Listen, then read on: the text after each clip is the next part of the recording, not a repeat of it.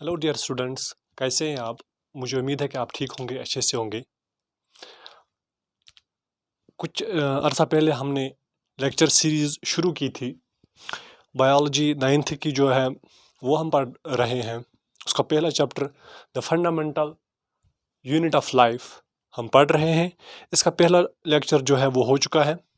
उस लेक्चर की लिंक मैं नीचे डिस्क्रिप्शन बॉक्स में आपको दूंगा। तो आज का जो हमारा लेक्चर है दैट इज़ माइक्रोस्कोपी के बारे में होगा। जैसे कि स्टूडेंट्स आप जानते हैं कि जो लिविंग ऑर्गेनिजम्स होते हैं, लिविंग ऑर्गेनिजम्स जो है ये सेल्स के बने हुए होते हैं, जो हमने पहले ही डिस्कस किया। अब जो ये सेल्स होती है, ये इनका जो साइज़ होता है वो इतना छोटा होता है कि हमें ये सेल्स जो है दिखाई नहीं देती हैं, क्योंकि इनका जो साइज़ होता है ये बहुत छोटा होता है। ठीक है, इस वजह से हमें ये सेल्स जो है दिखाई नहीं देती हैं आंखों से। So the cells cannot be seen with our naked eye. We cannot see cells with our naked eyes. ठीक है, लेकिन हमें सेल को पढ़ना ज़रूरी है, क्योंकि तभी जाके हम लिविंग ऑर्गेनिजम्स को समझ सकते हैं। अगर हमें सेल समझ में नहीं आएगी तो हम लिविंग ऑर्गेनिजम्स को नहीं समझ पाएंगे। सेल को समझने के लिए हमें सेल का स्ट्रक्चर पता होना चाहिए। सेल बनी कैसे है, किस चीज़ की बनी हुई है, सेल की कंपोजिशन क्या है। सेल के अंदर आज हम जानते हैं कि कुछ और स्ट्रक्चर्स होते हैं जिनको हम सेल ऑर्गेनेलीज कहते हैं।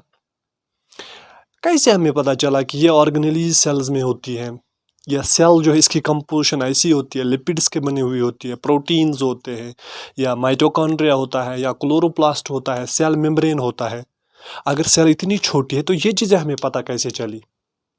ठीक है, तो इन चीज़ों को समझने के लिए, सेल को देखने के लिए जो इतनी छोटी साइज रखती है, इसको देखने के लिए साइंटिस्ट्स ने कुछ टेक्निक्स, कुछ इंस्ट्रूमेंट्स इन्वेंट किए, जिनकी वजह से हम सेल्स को देख सकते हैं। ठीक है, ऐसी टेक्निक्स को डिफरेंट नेम्स दिए गए हैं। ठीक है, लेकिन जो टेक्निक्स, जो इंस्ट्रूमेंट्स हम यहाँ पढ़ने जा रहे हैं उसको हम माइक्रोस्कोप कहते हैं। अब हम जानते हैं माइक्रोस्कोप क्या होता है। जैसे कि यहाँ पे आप देख सकते हैं microscope, micro means very small, scope means to see, यानी छोटी चीजों को देखना। इतनी छोटी चीजें जो हमें आंखों से नहीं दिखाई देती, उनको देखना, उसको हम माइक्रोस्कोप कहते हैं। जिस इंस्ट्रूमेंट की वजह से हम छोटी चीजों को देख सकते हैं, उन छोटी चीजों को जो हमें आंखों से नहीं दिखाई देते, उस इंस्ट्रूमेंट को हम माइक्रोस्कोप कहते हैं। ठीक है, so it is the optical instrument used to observe cellular organization of living organism। ऐसे इंस्ट्रूमेंट को हम माइक्रोस्कोप कहते हैं। यानी हमने ये कहा कि माइक्रोस्कोप जो है एक ऐसा इंस्ट्रूमेंट है जिसकी वजह से हम इन छोटी चीज़ों को, टिनी ऑब्जेक्ट्स को, टिनी सेल्स को देख सकते हैं जो हमें आंखों से दिखाई नहीं देते हैं। ठीक है, क्योंकि ये जो माइक्रोस्कोप होता है इसके पास एक पावर होता है। ठीक है, जिस पावर की वजह से ये चीज़ों को बड़ा कर सकता है, यानी चीज़ों को बड़ा नहीं कर सकते, लेकिन जो उसकी इमेज होती है उसको बड़ा करके आपको दिखा सकता है। जैसे कि हम फ़ोन में किसी फ़ोटो को लेते हैं, फिर उस फोटो को हम जूम करते हैं, जिससे हम छोटी छोटी चीज़ों को उस फोटो में जो होती है उनको देख सकते हैं। वैसे ही माइक्रोस्कोप जो है ये चीज़ों को जूम करता है, मैग्नीफाई करता है, एनलार्ज करता है, जिसकी वजह से हम उन चीज़ों को बारीकियों से देख सकते हैं।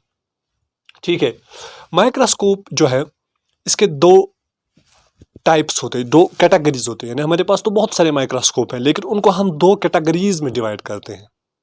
ठीक है, एक कैटेगरी को हम सिंपल माइक्रोस्कोप कहते हैं, और दूसरी कैटेगरी जो है उनको हम कंपाउंड माइक्रोस्कोप कहते हैं।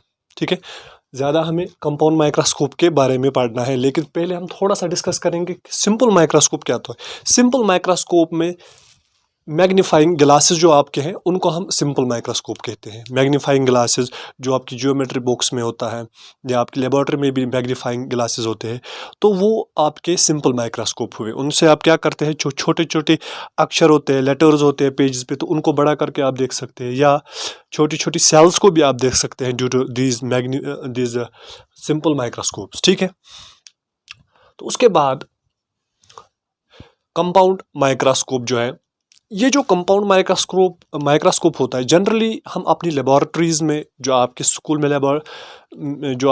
में लेबोरेटरी होगी उसमें भी यही माइक्रोस्कोप ज़्यादा होता है। हमारा ये कंपाउंड माइक्रोस्कोप, इसको हम स्टूडेंट्स माइक्रोस्कोप भी कह सकते हैं, क्योंकि स्टूडेंट्स जो है ज़्यादातर यही यूज़ करते हैं, और हमारी लेब्स में भी यही ज़्यादा होता है। ठीक है, अब ये जो कंपाउंड माइक्रोस्कोप होता है, इसकी जो मैग्निफिकेशन पावर है, यानी चीज़ों को बड़ा करके दिखाना, ये सिंपल माइक्रोस्कोप से ज़्यादा होता है। ठीक है, इसको हम आगे पढ़ेंगे, इसमें क्या क्या चीज़ें होती है। जो हमारा कंपाउंड माइक्रोस्कोप होता है, इसमें जनरली यूज़ होती है light, sunlight, to illuminate the object, यानी जो चीज़ हम देखते हैं, जो हमें देखनी होती है, उसको हम ऑब्जेक्ट कहते हैं, या उसको हम स्पेसिमेन भी कहते हैं। उस स्पेसिमेन को इल्यूमिनेट करने के लिए, उस स्पेसिमेन या ऑब्जेक्ट को लाइट देने के लिए हम कौन सी लाइट यूज़ करते हैं? हम सनलाइट, ज़्यादातर सनलाइट यूज़ करते हैं, सो दैट हमें ये ऑब्जेक्ट जो है दिखाई दे इस माइक्रोस्कोप के ज़रिए। ठीक है, मैग्निफिकेशन जो है इसको हम डिनोट करते हैं एक्स से। ठीक है, तो हमारा जो कंपाउंड माइक्रोस्कोप है, ये चीज़ों को 100 से 1500 गुना बड़ा करके आपको दिखा सकता है। तो ये भी हम अभी देखेंगे कि कैसे हम इसकी मैग्निफिकेशन की वजह से चीज़ों को एनलार्ज करके देखते हैं। अगर हमें चीज़ों को, जो हमें ऑब्जेक्ट देखना होगा, उसको मैग्नीफाई करना होगा, तो हम क्या करते हैं, हम power of objective lens and eyepiece को मल्टीप्लाई करते हैं। ठीक है, इसको समझने से पहले हम कंपाउंड माइक्रोस्कोप का जो स्ट्रक्चर है उसको देखते हैं। ठीक है, पहले आप यहाँ पर देखिए, this is called the base. ये जो यू शेप्ड स्ट्रक्चर है, this is called the base. ये बेस होती है माइक्रोस्कोप की, जिस पे माइक्रोस्कोप जो है इस पे बाइंड होता है। ठीक है, उसके बाद दो पिलर्स होते हैं यहाँ पर, इसको हम आर्म कहते हैं, this is called the arm. ये मूवेबल होती है। ठीक है, यहाँ पे हमने लिखा भी है कि पहले हम कंपाउंड माइक्रोस्कोप जो है, it is strong heavy metal instrument, यानी एक स्ट्रॉन्ग होता है और हेवी मेटल का बना हुआ होता है। यू शेप्ड बेस, ठीक है, उसके ऊपर टू वर्टिकल पिलर्स लगे हुए होते हैं, और एक कर्व्ड आर्म। ये जो है, ये कर्व्ड आर्म होती है, और ये मूवेबल होती है। ठीक है, इस कर्व्ड आर्म के अपर पोर्शन पे एक ट्यूब लगा हुआ होता है, जो मूवेबल ट्यूब होता है। ठीक है,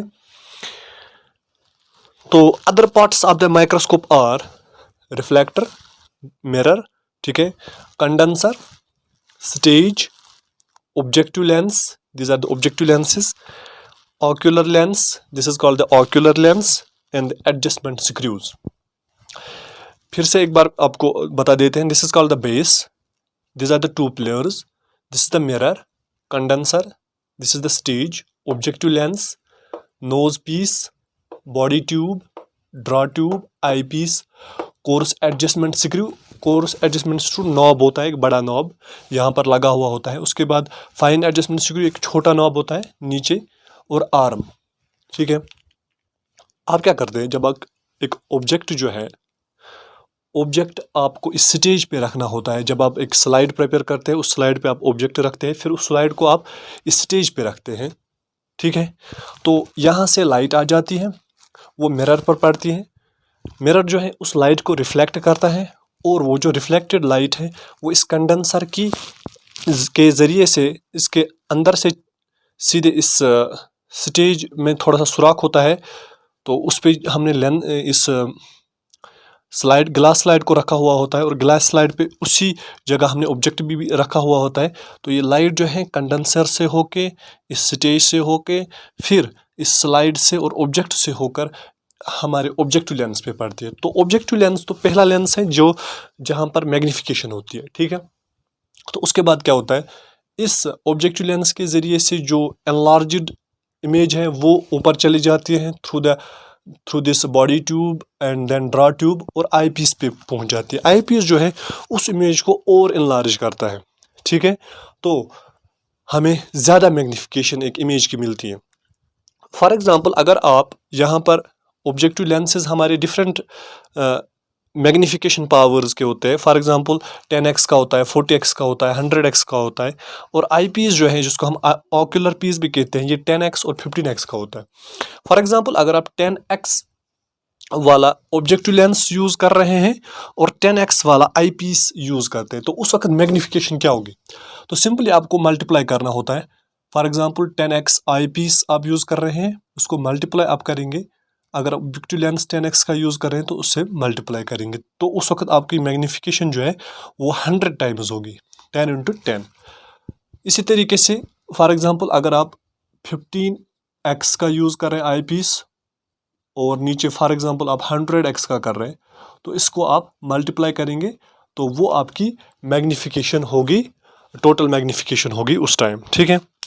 so this was the general idea about the compound microscope. ये आपका कंपाउंड माइक्रोस्कोप है, तो इसके बारे में आज हमने पढ़ा। तो नेक्स्ट जो हमारा लेक्चर होगा that will be upon unicellular and multicellular organisms. तब तक के लिए थैंक यू।